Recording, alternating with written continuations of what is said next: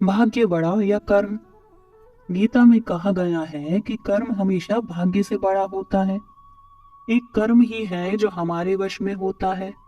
आज मैं आपको एक स्टोरी सुनाती हूँ जो बचपन में कई बार सुनी थी। शायद आप में से भी कुछ लोगों ने सुनी हो। जब भाग्य की देवी और कर्म की देवी के बीच में हुई थी लड़ाई, उससे संबंधित है ये कहानी। एक बार की बात है, भाग्य की देवी ने एक व्यक्ति के भाग्य में सिर्फ 5 रुपए और एक घोड़ा लिख दिया। इसका मतलब था कि उस व्यक्ति की किस्मत में सिर्फ 5 रुपए और एक घोड़ा ही था। तभी कर्म की देवी ने भाग्य की देवी को कहा कि इस व्यक्ति के साथ आप अन्याय क्यों कर रही हो, इससे तो कुछ भी नहीं होगा। इस पर भाग्य की देवी ने कहा कि मैं सबसे बड़ी हूँ, मैं चाहे जिसको जो दे दूं।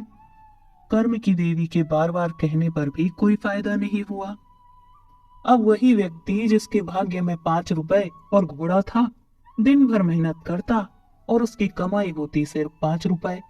गरीबी में जिंदगी गुजर रही थी उसकी। ये सब कर्म की देवी देख रही थी। एक दिन कर्म की देवी ने भेष बदला और उसी व्यक्ति के पास पहुंची और उससे पूछा, तुम इतने परेशान क्यों हो? इस पर उस आदमी ने कहा, दिन भर की मेहनत के बाद भी अपने परिवार और इस घोड़े का पेट पालना भारी पड़ता है मुझे।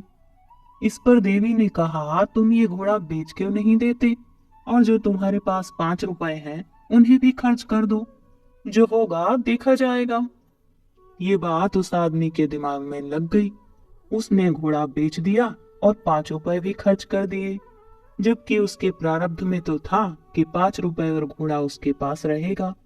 तो हुआ भी वही। अगले दिन घोड़ा अपने आप उसके पास आ गया और कमाई भी 5 रुपए हुई।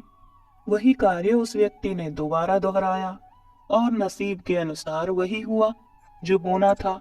और इस तरह रोज करते हुए वह एक अच्छी जिंदगी व्यतीत करने लगा। बस तब से कर्म को श्रेष्ठ माना जाता है। तब से हमें आज तक यही सीख मिलती है कि भाग्य के भरोसे बैठना सबसे गलत बात है। व्यक्ति को कर्म प्रधान होना चाहिए। इसी पर गुरु चाणक्य ने भी कहा है कि कुछ लोग कहते हैं कि जब किस्मत ही सब कुछ है तो मेहनत करना बेकार है। वहीं अगर किस्मत में ये लिखा हो कि कोशिश करने पर ही मिलेगा, तब क्या करोगे? कहानी पसंद आई तो इसे लाइक और शेयर करें। चैनल को सब्सक्राइब जरूर कर ले। मिलते हैं कल।